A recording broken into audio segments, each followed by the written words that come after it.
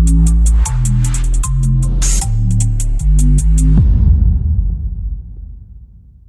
સવાણી પરિવારના આંગણે દર વર્ષે યોજાતા પિતાની છત્રછાયા ગુમાવેલી દીકરીના ભવ્ય લગ્ન સમારોહમાં આજે બીજા દિવસે સમાજના અનેક મહાનુભાવો અને અધિકારીઓની હાજરીમાં કન્યા વિદાયના લાગણીશીલ દ્રશ્ય સર્જાયા.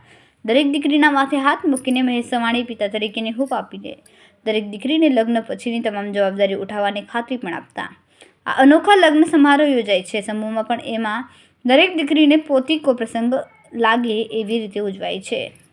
સ્વાગત કરતા પીપી સવાણી પરિવારના શ્રી મહેશભાઈ સવાણીએ જણાવ્યું કે કોયલેડી લગ્ન સમારોહમાં પરણથી 133 કન્યા પૈકી 90% કન્યા એવી છે કે જેમના પરિવારમાં પિતા કે ભાઈ કોઈ નથી.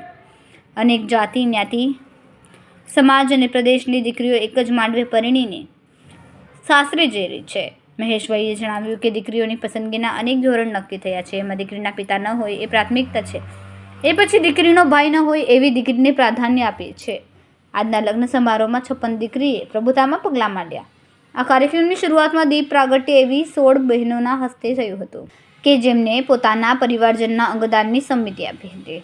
સુરતમાં પ્રવૃત્તિ એવી જીવનદીપ ઓર્ગન ડોનેશન સંસ્થા દ્વારા અંગદાન માટે સતત જાગૃતિ પ્રવૃત્તિ થતી રહી છે.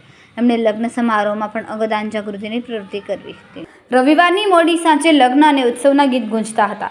એ ધીમે ધીમે વિદાયના સૂરમાં પરિવર્તિત થઈ ગયા અને શાંતિને ભેદીને મંડપમાં ડોસકાવતી નાની લહેરો ઉઠવા લાગી. ખુશીના રંગો વિદાયની વેદનામાં રૂપાંતરિત થયા. દીકરીઓ એક પછી એક પોતાની માતાને, બહેનોને, સ્નેહીજનોને ભેટીને રડી હતી. પરંતુ જ્યારે દીકરીઓના પાલક પિતા એવા મહેશભાઈને મળવા આગળ આવ્યા ત્યારે લાગણીઓના બંધ તૂટી પડ્યા. દીકરી અને મહેશભાઈ બંનેની આંખોમાંથી આંસુઓનો ધોધ વહેવા લાગ્યો. એ માત્ર આંસુ નહોતા, એમાં પિતૃત્વનો સાગર અને નિષ્કામ પ્રેમનો પ્રકાશ હતો. મહેશભાઈ દરેક માંડવામાં પહોંચીને દરેક દીકરીના માથે હાથ મૂકીને આશીર્વાદ વરસાવ્યા હતા. કેમેરામેન સેનલ વિરાણી સાથે વિશાલ છેટા, માનવ પ્રભા ન્યૂઝ, સુરત. અમારા વિડીયોની નવી નવી અપડેટ મેળવવા માટે સબસ્ક્રાઇબ કરો માનવ પ્રભા ન્યૂઝ ચેનલને. બેલ આઇકન ક્લિક કરો લેટેસ્ટ વિડીયો સૌથી પહેલા મેળવવા માટે.